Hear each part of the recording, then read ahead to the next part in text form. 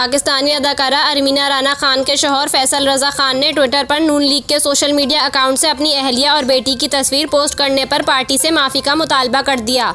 अरमीना के शौहर के अलावा अदाकार उस्मान खालिद बट और कई सोशल मीडिया सार्फिन ने भी नून लीग के सोशल मीडिया अकाउंट से अदाकारा की तस्वीर डिलीट करने का मुतालबा किया है। अदाकारा के शौहर फैसल रजा ने अपनी ट्वीट में कहा कि नून लीग की क़यादत, आप इस अकाउंट के जिम्मेदार हैं। आपने मेरी अहलिया को ट्रोल करने के लिए मेरी नौज़ायदा बेटी की तस्वीर पोस्ट कर दी। आप लोगों ने शराफत की तमाम हुदूद पार कर दी हैं। उन्होंने लिखा, मेरी बेटी और मुझे पाकिस्तान की सियासत में कोई दिलचस्पी नहीं है, लेकिन एक बाप की हैसियत से मैं अपने बच्चे की हिफाजत करूँगा।